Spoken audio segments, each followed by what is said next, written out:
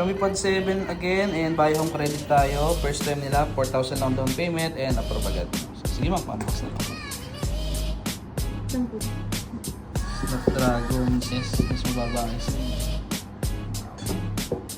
Ito po. Tapos din niya.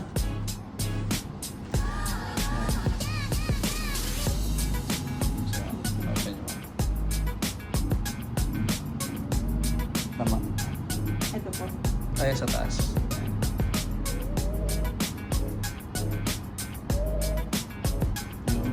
Talikod nyo ako.